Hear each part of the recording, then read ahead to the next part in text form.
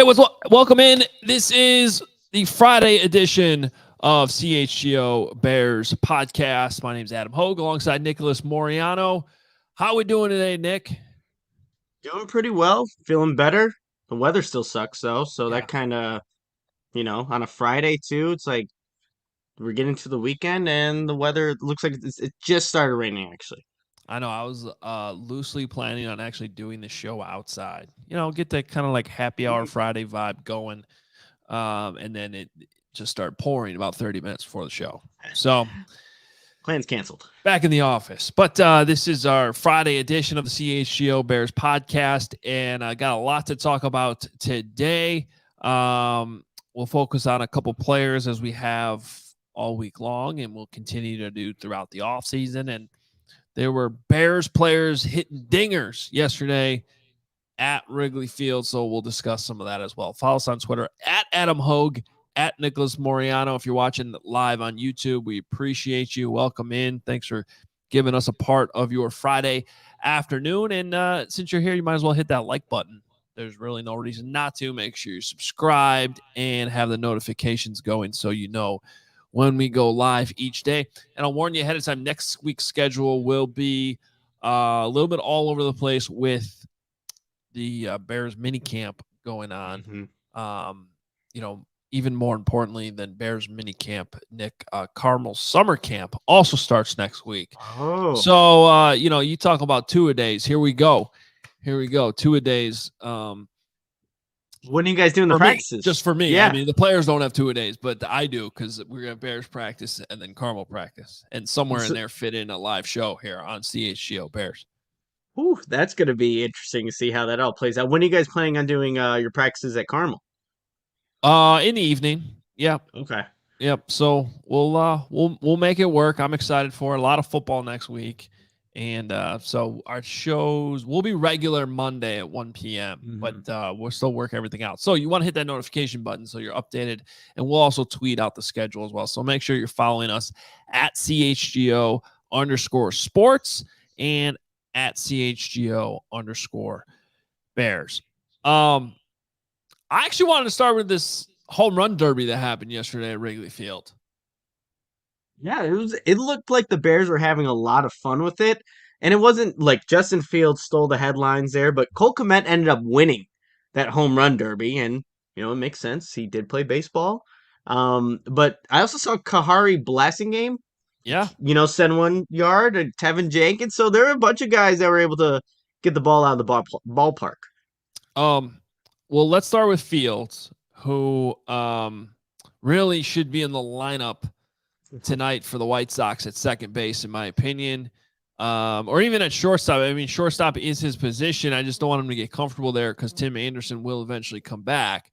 And I just feel like the White Sox second base problem, which has been unsolved for so long now, really is right here in Chicago already. And was at Wrigley Field yesterday hitting bombs. I think it's obvious.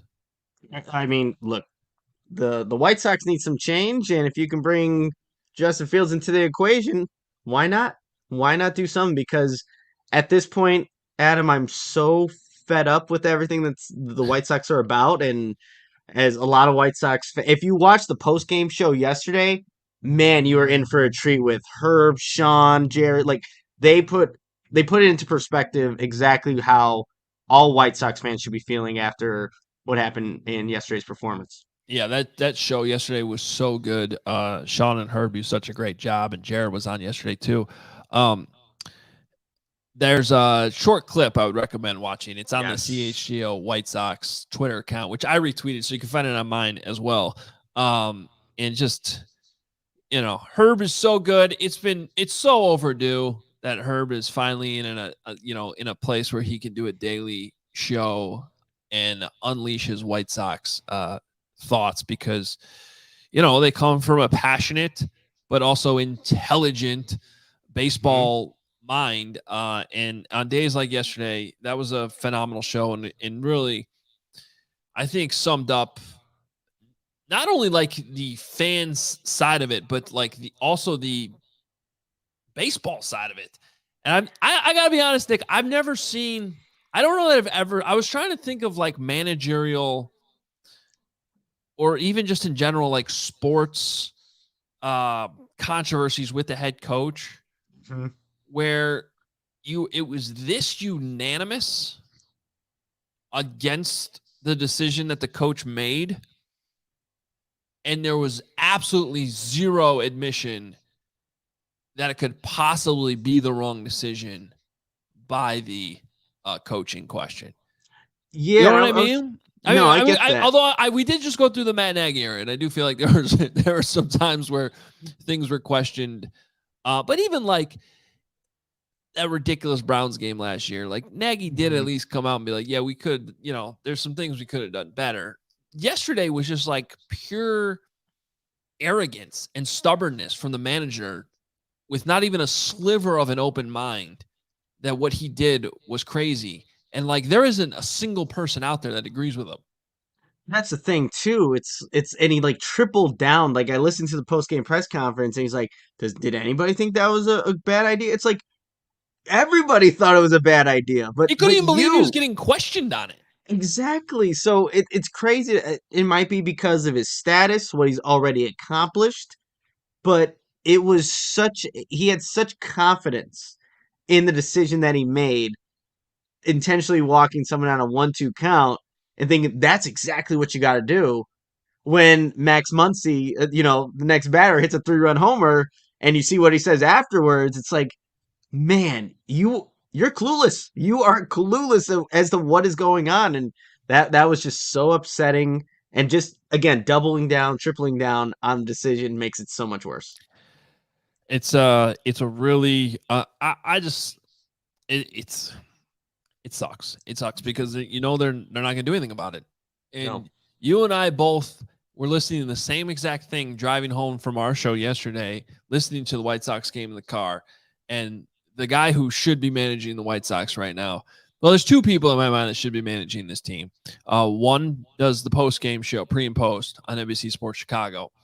Chuck Garfien, no. Ozzie Guillen, although I would put Chuck in there right now ahead of TLR too.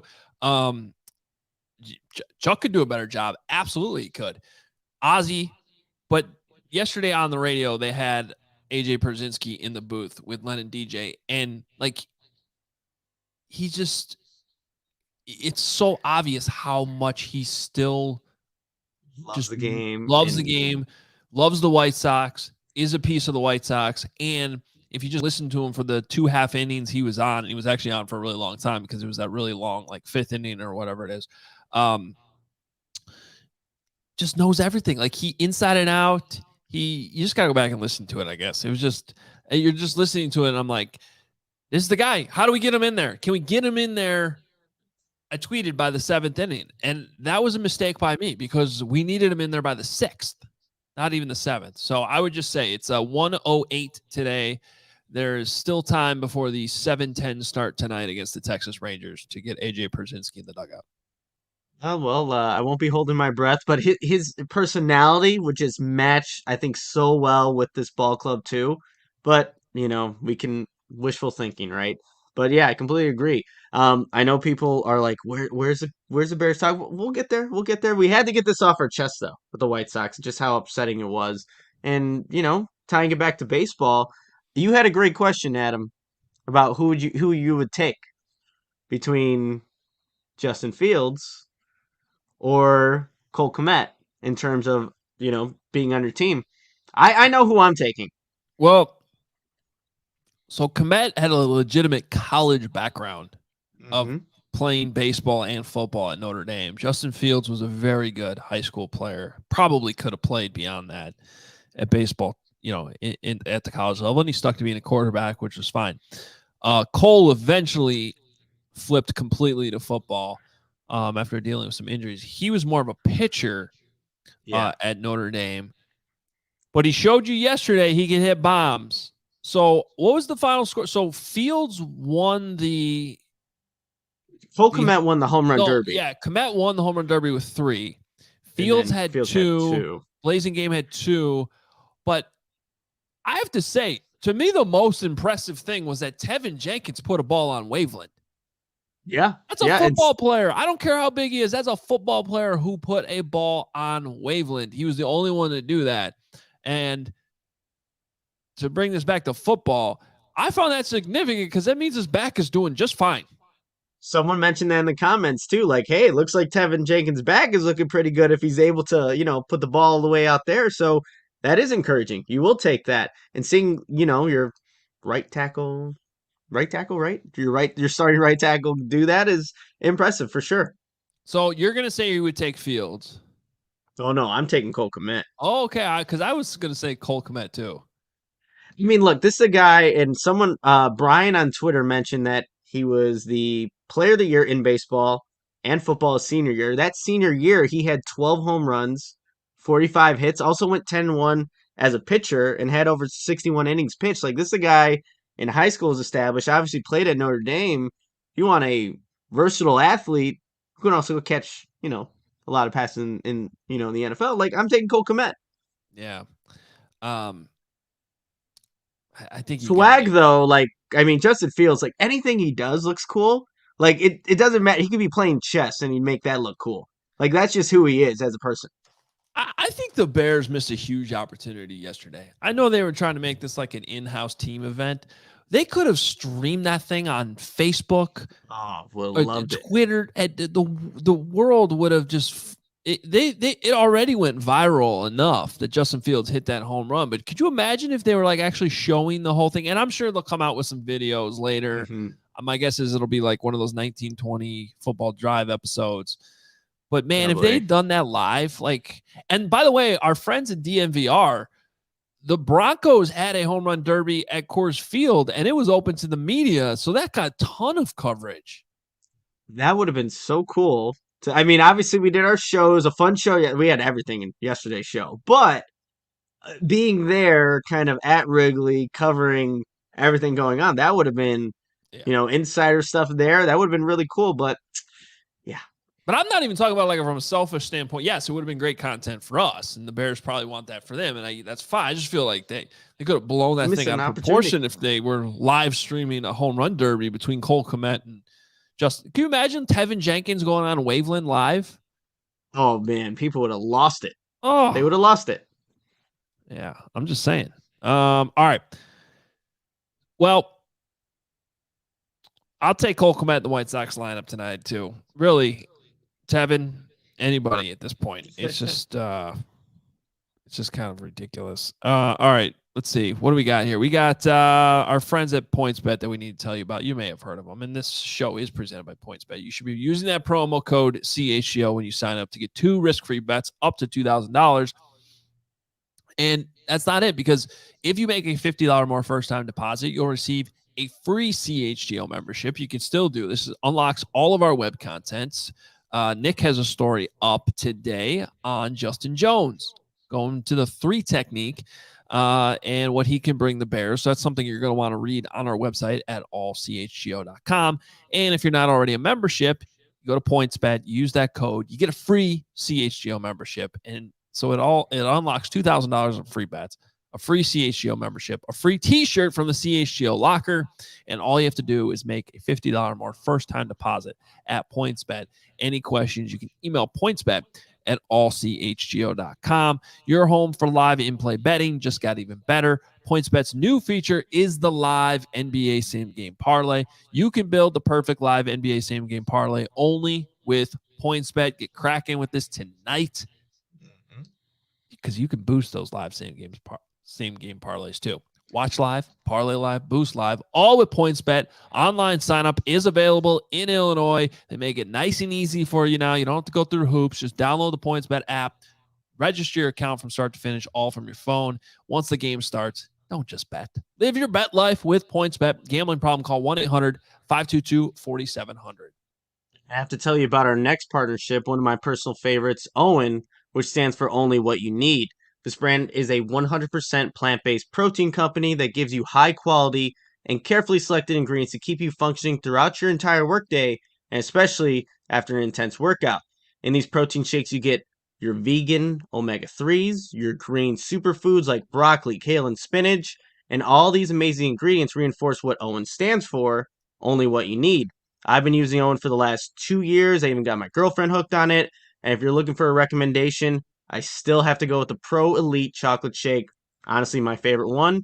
And what's cool is that we all heard at CHGO about Owen from the guy that hit stingers, Chicago Bears quarterback Justin Fields, who does follow a plant-based diet.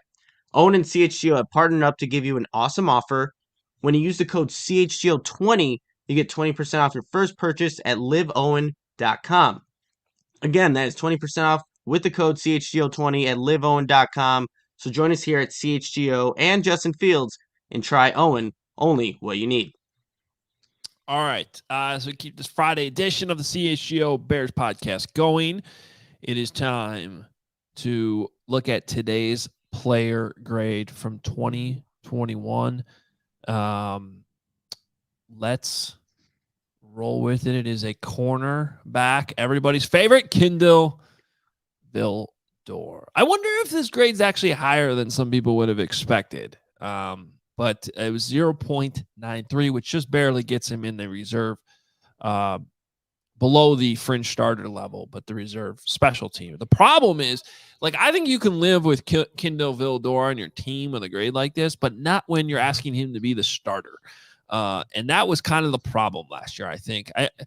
To be honest, like, I don't think the overall body of work was as bad as it gets made out to be. But I think ideally Kendall Vildor is a backup, and hopefully that's what he'll be this year with Kyler Gordon and Jalen Johnson out there. Maybe he gets in the mix at the slot position, but he was just asked to do too much last season is the bottom line. I think his confidence too, Nick, kind of wavered, went a little bit up and down. And that was understandable given the position he was in. But when you play 17 games, started 12 of them, and you only come up with 4 passes defended and 0 interceptions when the ball was thrown his way quite a bit, it's just not good enough at the NFL level. I think the question now is, can he still be a solid backup? Nick, what do you think? I think he could be a good depth piece. And like you, I felt like because he was a starter, when he probably shouldn't have been, let's be completely honest there, he was a 5th-round draft pick going into his second year and asked to start. That's a lot for Kendall Vildor. I just think with how he played, there were just you look at the game against the Baltimore Ravens versus Tyler Huntley. He was targeted, Vildor, 11 times, gave up 8 receptions in that game to a backup quarterback.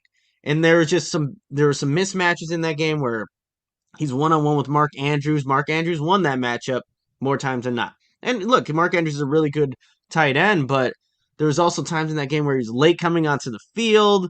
There was a ton of space on slant routes. There was a miscommunication that led to a 30-yard play. It's like, why is this always happening when Vildor's in the equation? That kind of leaves a sour taste, I think, in fans' mouth. And then the play that sticks out to me, it was against the 49ers. It was right before halftime. The 50-yard deep ball to Deebo Samuel. Again, Deebo Samuel is one of the best wide receivers in the league, but it's when some of these plays happen that you think, oh, there's Kendall Vildor on the other end of things. And the Bears are up 13-6 right before halftime, Adam. A minute, 15 seconds left, 50-yard bomb. Then the 49ers get a field goal. So it's like, it's just not, he's given up these bigger plays in the worst of times, and that's what you kind of remember from Kendall Vildor, because I think he can be a depth piece on your team. But when you have these miscommunication errors, you're giving up these big plays, and you are the starter, well, that's how you got to get graded, and that's why people will see him as like someone that they don't want on the team. But I don't think that's the case. I think he can still remain on the Bears, but just not be asked to be that starting caliber corner. Yeah, and I don't know how much fans have really been able to get to know Kendall Vildor. He's kind of a product of this lack of availability that we've had the last 2 years because of COVID and not being able to go in the locker room.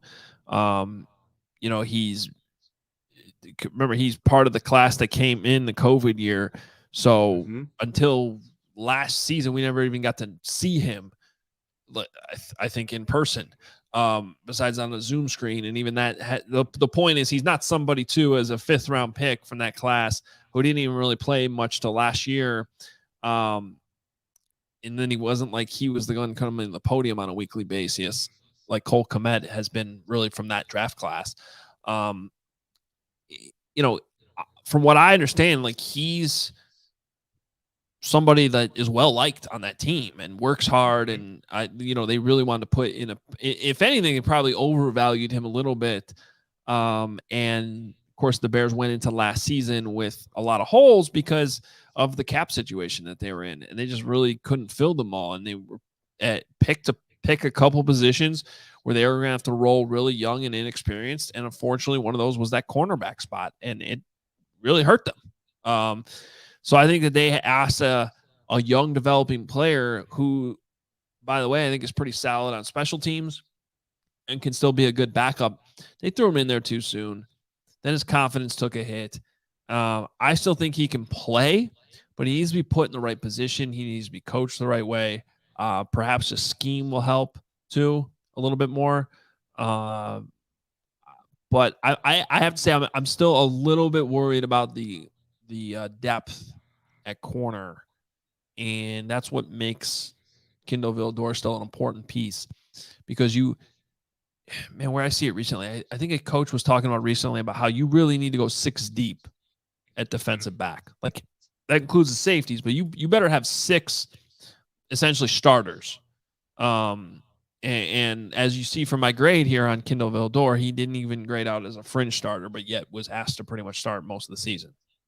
Yeah, if that's the case, I mean, obviously you have Jalen Johnson, Kyler Gordon. Then you got to go Tavon Young, Thomas Graham, and you put the safeties in that equation. Yeah. Then Vildor's there. But yeah, too, like for me, whereas rookie season, I spoke to his cornerbacks coach, or a private cornerbacks coach, Oliver Davis. That was a guy that he worked with continuously throughout the offseason just to get better and to gain that confidence. And so Vildor's a really hard worker. He's a good, it seems like a really good guy according to Davis, who I spoke with. And like you said, I think once you kept seeing the big plays happen, it kind of does take a boost. It takes a knock at your confidence. But if he's asked to do a smaller role, then maybe you can gradually build yourself up as a corner. Because the biggest thing with being a corner, it's like going back to Ted Lasso, you got to be like a goldfish. 10-second memory. 10-second memory, forget about it, and come back for the next play. My girlfriend and I watched that. I think that's episode 2. She's like, oh, I really like that analogy. You got to have that in sports. That's the mindset you got to have as a corner. Forget about it. Go to the next play. And so if Vildor can show that with this new regime, and someone mentioned, and you mentioned too, Adam, about having a more simplified defense, then you're just playing. You're not having to think as much. And that can go a long way from a guy that, was a 5th-round pick out of Georgia Southern. Well, and here's the thing. Like, I think I think his grade in 2021 would have been higher had he not been asked to be more than he really was going into that season. You know what I mean? Like, so if his 2022 grade I would imagine would just be higher based on if he's not asked to be the starter. You know what I mean? Like, he'll play at a higher level. And I give you a couple examples, spoiler alert here a little bit, but we'll get to these players eventually down the road. But like, actually, one of them's a great segue because we're going to be talking about Trevis Gipson.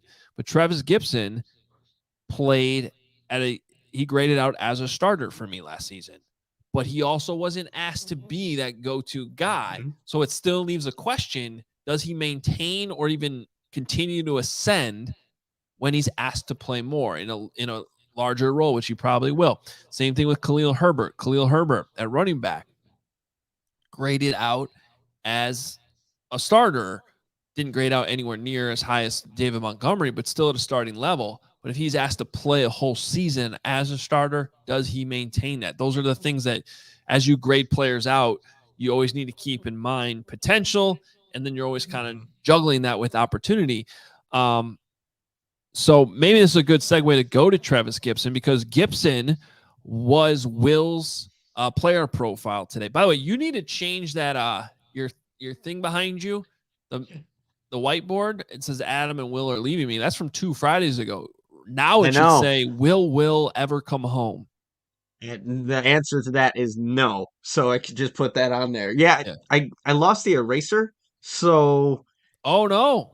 Yeah, so that's And you don't have any paper towels in your house no, obviously not. That or that it needs to be that eraser again. toilet paper. And I need to move it like right behind me too, just so it's a better view, so I can write more. Because you can only see half of that, because that's the side of a TV and the PlayStation Oh, 5 I okay. have there. But it's like, yeah, just need to put it right there and definitely change that message. Yeah, I just don't know if I mean, maybe Will is helping launch All City in Hawaii right now. Oh, that You that know, one we could travel to whenever, like, and just stay there too. we'd have to have more vowels in the four-letter acronym there because there's so many in Hawaii. Yeah, that's true. Yeah, Yeah. So we'll let Will figure it out. HWAI. There you go. I don't know how you would shorten that, but Just you use your know, thumb, bro. Just use your hand. I could. Look, it's on me. I should have erased it. I'll do that for next Friday show. I noticed it the other day too when we were remote. All right. But today was the player profile for Trevis Gipson, which is unlocked for you. So if you're on the fence about jumping in with a membership and you want to check out my Bears Things column or Nick's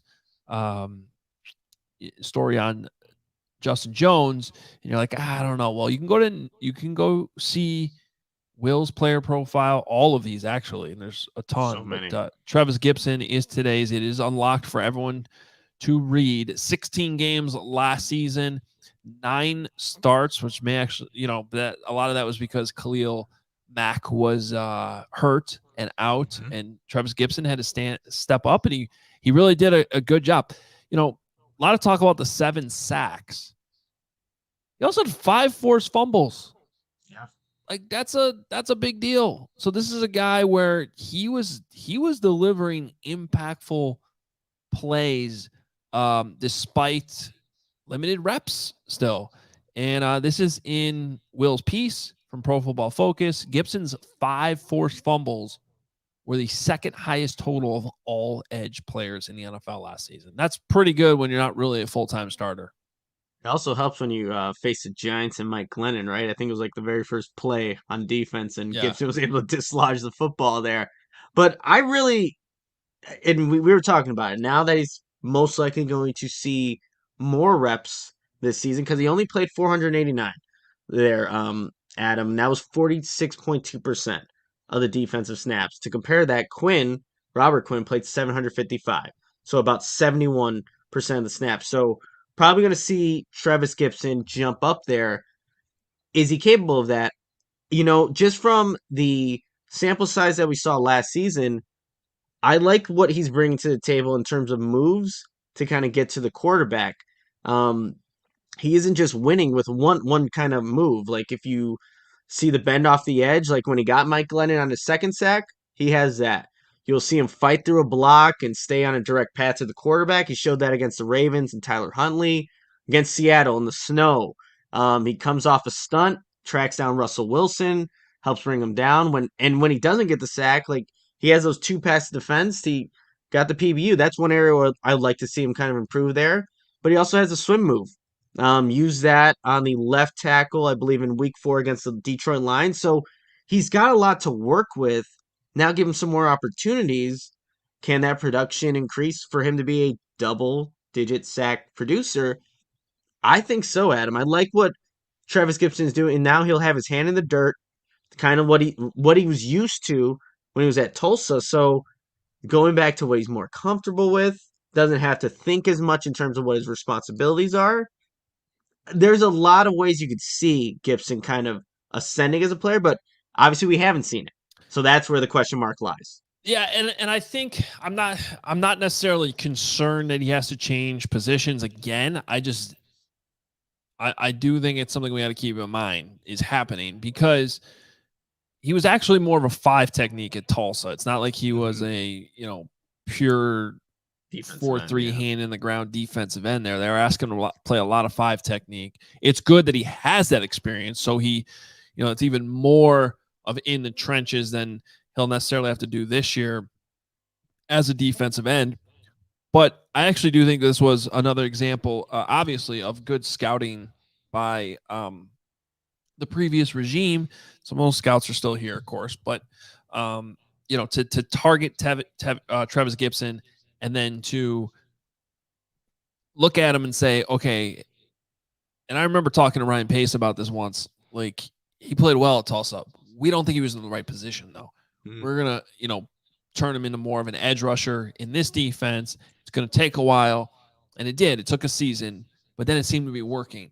So now the question is just how does it translate to this defense? Now, I agree with what you said, and I think what Will thinks, which is it should go okay. Like, the goal is still to get to the quarterback. You have to do it a little bit differently, but I think he does have the right technique, the right fundamentals, and obviously he adapted from a pretty extreme change to do what he did as a rookie and then into year 2, and this should be an easier transition. I also think it's a scheme that should they're looking for guys to take the ball away. So if he's already one of those few guys on this defense from last year that was punching the ball loose and getting that ball loose, and this defense should provide even more opportunities to do so.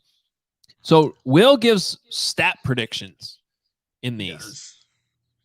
His prediction, he's obviously very bullish on Trevis Gipson. 10 sacks, 45 total tackles, 5 TFLs, and 4 forced fumbles.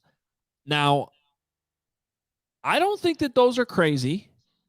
5 forced fumbles last season.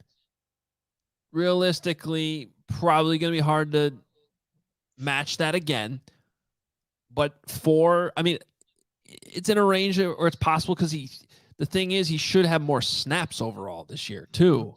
So, and he's playing in a very opportunistic defense. So I don't think it's that crazy. 10 sacks. I think that's a good goal. I think it's a good goal. I think if he gets 10 sacks, you're ecstatic. I almost feel like that's an unfair bar to put on him, but I do think it's attainable. Yeah, I'm right there with you. Seeing what he did last season in not limited, but just not as a starter, but what he's capable of and what he's kind of shown, and if he translates well like we think he is, then it is obtainable. I think with Trevis Gipson, what also is something that needs to be factored in here. Like, yes, Akeem Hicks was not healthy for I think 9 games last season. But when he was there, how does that influence an offensive line when you're running these stunts? Like, you have to go and put attention to Akeem Hicks. And when you run those stunts, yeah, you're going to be following 96 and maybe 99 is open a little bit more. So the guys on the interior, how does that also help the guys on the edges? You have Justin Jones, Angelo Blackson, maybe Tonga. Like, does that influence some of those interior offensive linemen to help as much? I don't know. So maybe there might be more one-on-one opportunities, but less help that's going to be given to a Trevis Gipson on some of those stunts and some of those things that they like to run there. So it's going to be, I think we'll put some stats that are definitely attainable for sure, but that's something else we got to also consider as we look at the defensive line and the quality of players that they have on it, because there isn't a lot of proven talent outside of Robert Quinn. And so that's, I think, a big thing too. I also this goes back to the value that Robert Quinn still has on this team. I am not in the camp of people who say, take whatever you can get from him. I am in the camp of being willing to trade Robert Quinn if the timing and the market become right, maybe based on other injuries. This will be one of the stories we're talking about next week, whether or not Robert Quinn is there at mandatory minicamp. And I think that'll give us a better idea of, his desire to still be on this team. But if he's at least willing to be patient and, let things play out with the idea of, yes, sometime between now and the trade deadline, if the right opportunity, the right market develops, we will move you to a team so you can make a run at a Super Bowl. In the meantime, let's not forget about the value Robert Quinn could still have as a veteran on players like Trevis Gipson. And Gibson's been here with him the last 2 seasons. I imagine he's already learned a lot from Robert Quinn. And this is a guy that won the Brian Piccolo Award last year with the Bears, very respected in that locker room, and obviously brought the production last year too. But if you're banking on Trevis Gipson already to help fill the void of Khalil Mack not being on his team anymore, and potentially Robert Quinn either not being healthy or not being on this team later on too, I would try to maximize whatever time I can still get of him learning from him. And so that's sort of one of the downsides of Quinn not being at OTAs and in the voluntary portion mini camp. But if he's there next week and willing to be in the building for training camp and all that, then I think that's still a plus, that you don't necessarily need to be in a rush to trade him. I agree. And like what the influence you can have like on a Dominique Robinson too, someone who's still learning the defensive end position, like that's where Quinn becomes really valuable. But kind of going back to how this discussion started, it's like if you have Gipson on one side, Quinn on the other, I think it's natural for an offense to think, well, we saw what Quinn did last season. Until he proves us wrong that he's not capable of getting 18 and a half sacks, we need to put help that way. Now that kind of shores up Gipson to maybe get a one-on-one, a true one-on-one. And let's see if he can beat our right tackle or wherever they position the guys. So, yeah, I think the best version of this defensive line for 2022 will have Robert Quinn be a part of it because of the rotation it provides, and it doesn't put so much on Trevis Gipson and also an Alquan D. Muhammad to be those guys in this season. Yeah, well, hey, so we always like to end these Friday shows with some fun, and I don't know. I dubbed this Happy Hour Friday earlier. I only have coffee though right now. So like a couple weeks ago, we had giant bottles of bourbon. I don't know where those went. You got the energy. So, you're ready to go. So. What I was going to say is we'll take questions on anything. There's already one question in the comments I definitely want to address. It has nothing to do with sports, but it's a very important life question that we will discuss momentarily. I'm full on. Well, I'll save this in a second. But first, if you enjoy CHGO, and we know you do, you're here. A lot of you here every day. We appreciate you. Nick, do you know the way to help us continue to grow? Not the muscles in your wrist. We know you work out. You talk about it every day. What you do is you download the PointsBet app and use the code CHGO when you sign up.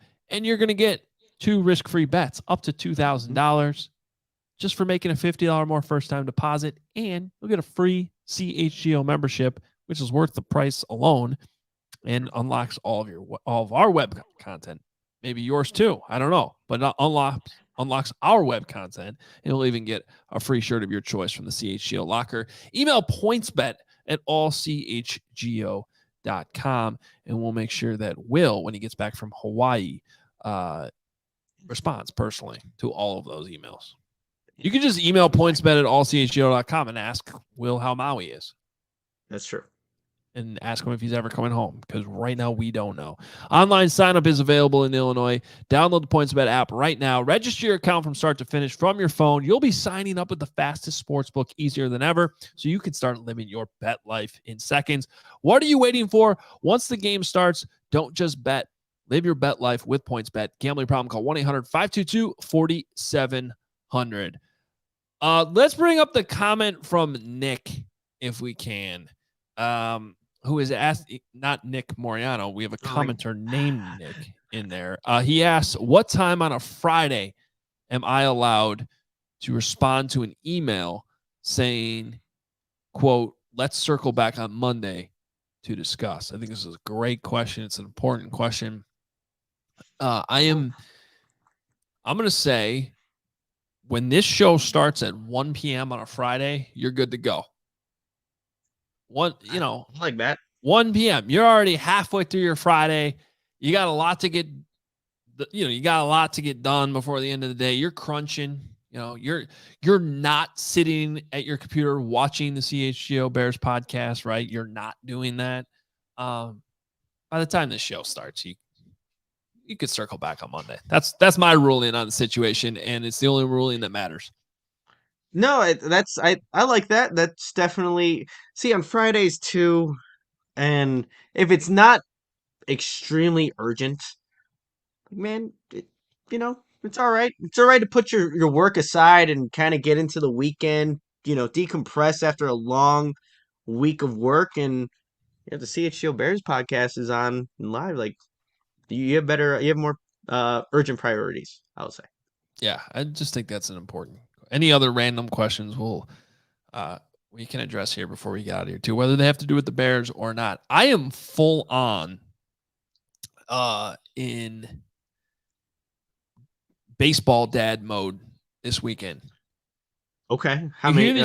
Well, because we're still at the level where, although you technically, once the games start, you got 2 games a week and then practice, so that's 3 out of 7 days. That starts to add up. Mm-hmm. But we've had so many rainouts that now we have 2 makeup games this weekend too. So I've heard these stories from the dads who have older kids, right? That play on these travel baseball teams, and it's just like nonstop. We have 4 games this weekend in 4 days. Ooh. Yeah. Wow. You're gonna be, man. You have all that, and then next week you got Bears mini camp, and then you also have 2 days like you were saying with Carmen. So man, you have a full schedule ahead of you. Yeah, we got to keep resting the wrist. No pitching this weekend. There you go. We're actually at the point where the kids start to pitch. It is interesting. Oh, I bet. How far? I mean, how far are they from what's the distance that they even have to throw the ball? Like, even that, it's like it's 40 something feet. I forget the exact distance, but yeah, still, oh yeah. I mean, some of the kids who can get it there relatively easily are all over the map, obviously.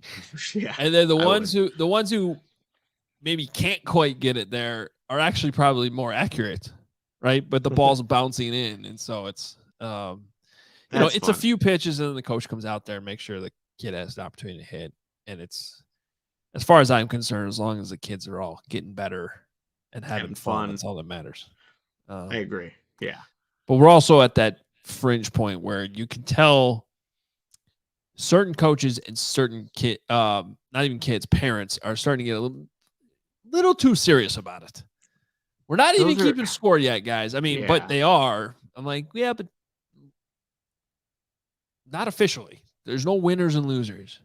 I feel like you see so much more videos now of like crazy parents going viral over, a little league game, don't agree with a certain call, and it's like, come on, man. Like, this is kids playing baseball.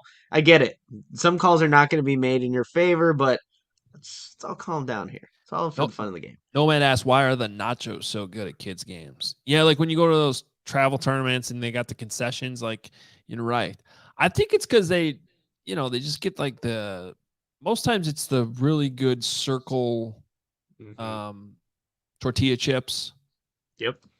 Put some jalapenos on there. Yeah, and then, I don't know what's in that nacho cheese that just comes out of the dispenser, but it's usually pretty good. It always is, yeah. You know what I mean? Like, I don't want to know what's in it. Yeah, honestly, if we go through please don't tell ingredients, probably won't like it anymore. But we'll break down Athletic Greens for you. Yes. And go through all those ingredients. They put them down in the sheet for you. Like, I could tell you right now that what do we got in here? It's a small micro habit with big benefits. They break this thing down for you. We're not going to do that with the nacho cheese for you, though. Don't want to know what's in it. Tastes good. We'll leave it at that. A couple Bears questions to close things out. I know we had it up earlier, but Miller asked, what are the Bears going to do with the $22 million? I assume that means the cap space that they have. I don't know. Don't forget that it rolls over. So it's nice to have. And I think the Bears are actually like top 5 in cap space right now in the league. Mm-hmm. So if you have a need, guys are going to get hurt. Some of the guys Defensive you're hoping end? to tell, Defensive end could be a need after Robert Quinn, whatever happens with him. Let's be completely honest there. That could be a need. Wide receiver. Like, if you're throwing out some positions right now, looking at those two. Yeah, so, I mean, you still have the space to use it, or if you don't, it rolls over, and then you have even more next year, which they're going to have a ton next year. So my guess is the majority of that gets rolled over. Yeah. But they're probably still going to bring in a few players here and there And the good thing too is if they do have to make I don't want to say a big splash, but go after somebody as a need that's going to cost a little bit more, they won't necessarily be forced to do all those dummy years and push more money into the future. They, with that cap space, could theoretically be like, you know what, we're going to use 10 million of it on this guy right here. So rainy day funds. That's a good way to put it. Yeah, for this there you team go. right now. Not a bad idea. One more two. Should the Bears try to make a trade for DK this season or just wait until next year to add a solid wide receiver? This keeps coming up. I feel like it's extremely fan driven and for good reason. DK Metcalf's a fun, good, big wide receiver that the Bears don't have. So I totally understand it. But I just, based on the moves this offseason, it just doesn't seem like the type realistic of move thing. Yeah. But you do wonder, like, if the plan is to start spending right away next year, DK Metcalf does potentially fit as somebody who is not just a short-term weapon for your young quarterback who's developing to throw the football to, but also solves a long-term problem if you can get him signed too. Like, he's a known commodity. I guess what I'm saying is I understand why fans keep throwing DK's name out there. I actually do agree that he is a good fit for this team. The problem is I don't think this team, and I don't think Ryan Poles is going to be in the mood or mode of trading a bunch of draft capital.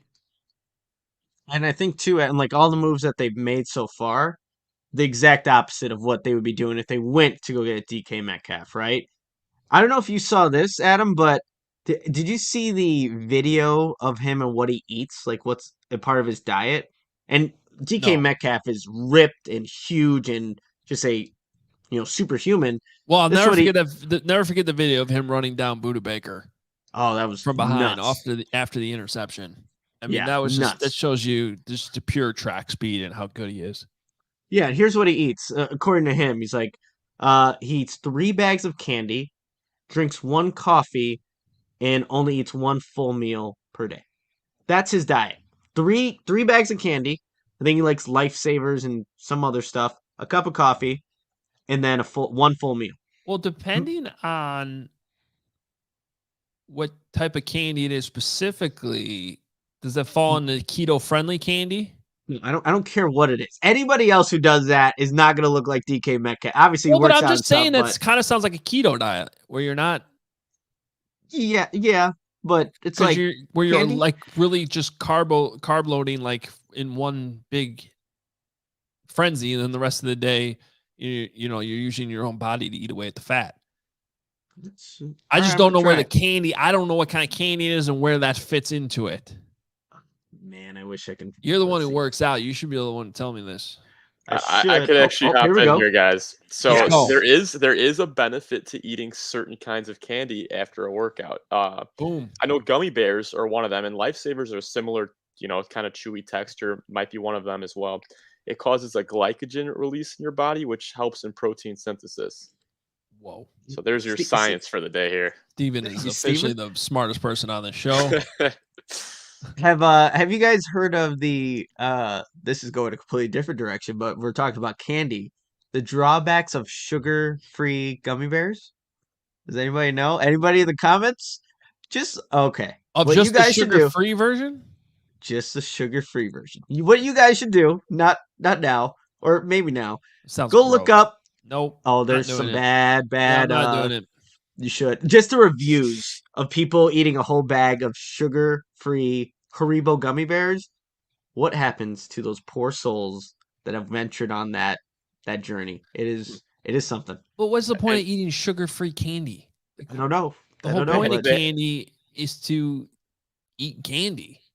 The Haribo gummy bears are the ones that I know for a fact have the glycogen that causes the glycogen release in them. So those are the good gummy ones. Bears. I actually used to do this. I used to eat the gummy bears after workouts. Not a lot. It's like 4 or 5. That's all you need. But it is. So I don't eat a lot of sweets, but my go-tos: since I dominated the 80s movie draft yesterday, we might as well do this right away. I'll Okay, just rank. So Skittles are at the top. I always have a bag of Skittles in a jar at the house, and I'll just, literally sneak away like 2 a day. I'm serious. And then usually mixed in there in the same jar, Sour Patch Kids. Oh, that sounds like Those a great are number 2. combination. And then I'd probably put Gummy Bears third. Okay. And Dark Onyx is onto what I was kind of Bubble Guts. Yep. Sounds like That's another what good candy. No. But there's your candy update, and thank you for Steven for just dropping the knowledge on how to all get fit by eating candy. Love it. Yeah. All right, guys. Appreciate it. It's been a fun week of shows. We will be back next week. It's going to be a fun, busy, crazy week. On top of it, Nick, we're having the floors redone in my house. I don't even know if I'm going to be able to get access to my office. So I might be coming to you from random places, Okay. which could be fun. We could do like a guess where Hoge is every day. Where's Adam? Where's Hoge? We'll figure something out, because as of right now, I don't know where I'm doing the show from the 3 days we have mini camp. This will be fun. We'll figure it out. Keep us on our toes. Yes, love it. I love it. And we'll find out if Will's ever coming back. We have no idea. But where in the world is Will? Yeah. Where's Will? Where's Adam? And I'll be here. Yeah, we know where you'll be. And I will see you at House Hall next week. I will also see you Monday in studio. We will have a normal 1 p.m. show on Monday right here on the CHGO YouTube channel or wherever you listen to your podcasts. And if that's how you're consuming it, we appreciate you. Please rate and review the pod. Help us out by doing that. It helps spread the word. And more importantly, as I like to say, just text a friend. Say, hey, look, these guys are doing a show. I enjoy it. You're a Bears fan. Check it out. And we appreciate you doing that. Word of mouth is key. Follow us on Twitter at Adam Hoge, at Nicholas Moreano. Subscribe on YouTube. Hit the notifications. Next week's a good week to have those notifications going. And enjoy your weekend, everyone. We'll talk to you Monday, 1 p.m.